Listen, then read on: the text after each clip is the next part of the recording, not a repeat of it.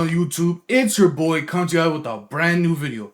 Today I want to discuss some center prospects that the New York Knicks can go after in the 2026 NBA offseason. So as we know, it's pretty unlikely that Mitchell Robinson and or Landry Shamet will be back.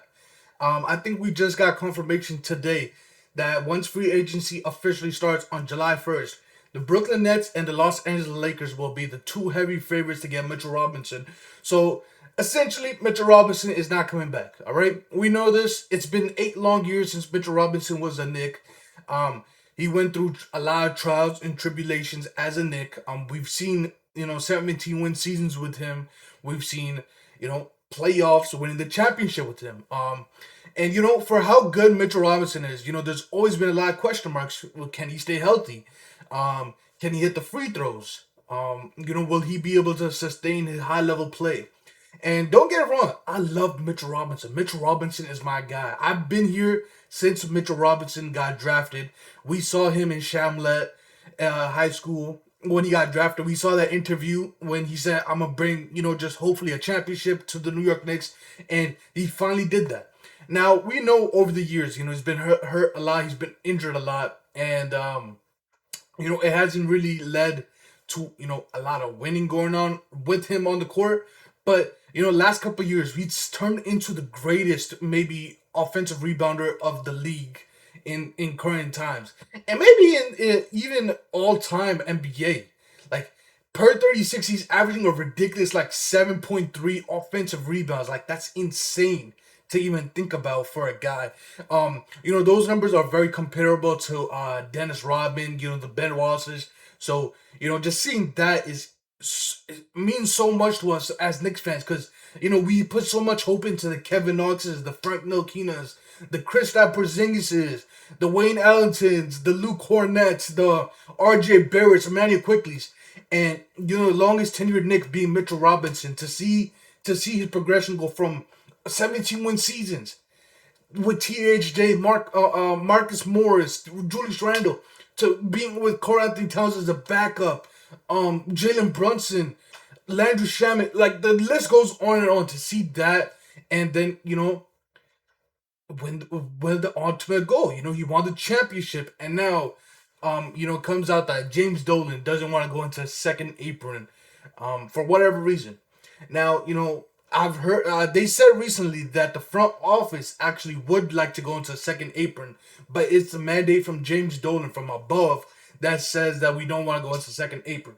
So, what that means is that we have $14 million left and we have to fill out 4 rotational spots. Now, Mitch Robinson's current contract is around $13 million a year. So, we only have $14 million. So, if you want to talk about it, it's not happening, gang. It's not happening. What do I tell you? We're gonna bring in, our 2 rookies, Jack Khalil, probably gonna be on a 2-way or a rookie second round minimum, so it's less than the vet minimum, which is like 2.4. He'll probably end up making like 1.3, so that brings it down to 13 million. And then our also second round pick Tyler Nickel, also will probably either get a 2-way or a second round rookie minimum, another 1.4. So that puts us at $12 million with 2 spots left. Mitchell Robinson would have to take a severe pay cut to even offer him, anything substantial. We just got Jose Alvarado back on a 3-year, $14 or $15 million deal. They haven't confirmed it yet. So there's that. So yeah, it's not happening. Mitchell Robinson is not coming back. I think as quick as we can get over that is when we can start targeting our next, backup center player. And these are my 5 guys that I would feel like would best help the New York Knicks succeed in winning another championship. So I'm gonna go from my worst to my best. Right off the bat, the worst is probably Mo Wagner. I do not want Mo Wagner at all. Okay, Maurice Wagner, whatever his name is, on the Orlando Magic. Okay, I do not think he is a starting. I don't think he's a center in the league. He might be a power forward, but he's too slow to keep with the fours, and he's not strong enough to keep up with the fives. He's injury prone. I think he's just coming off an ACL or a meniscus tear, whatever it is, that kept him out for basically the entire year. It might have been Achilles too. I don't know, but I don't think he's gonna be a quality center to have, behind Cat. So yeah, I do not want him. Another player I don't want is Nick Richards, who the Knicks have been linked to for like the last 3 years. And I don't understand why. Nick Richards is like basically out the league. He doesn't do anything well. He fouls a lot. He's not a good defensive center either. And he's not a good offensive player either. So it's like you're stuck in the bad of both worlds in a sense, because he's not going to give you offense. He's not going to give you defense. The only thing he brings you is size, and even then, it's not that much size. He's only like 6'10", 6'11". He's not a real 7-footer. His wingspan is not the best either, I believe. So those are not guys I want on my team at all. Now let's get into the two players I actually want, and I think there might be a chance. All right.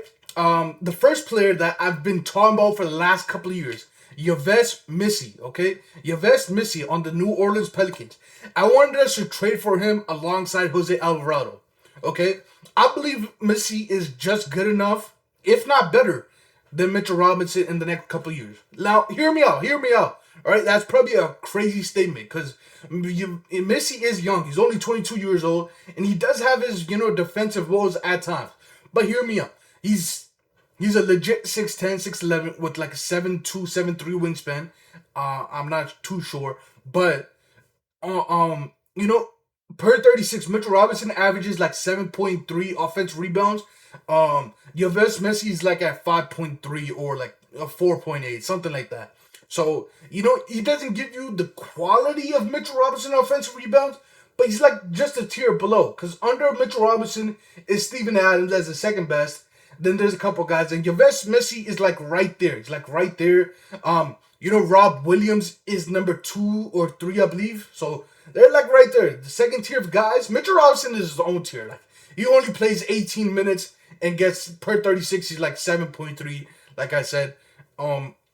Yeah, so like if we can get Missy, he also has, some offensive game. He has a little post game. He can still do a drop step. He can turn around, lay it up. He's put the ball on the floor a couple of times. He's made short roll passes. So, he's a step up above Mitchell Robinson. Offensively, he might be a little bit behind him defensively.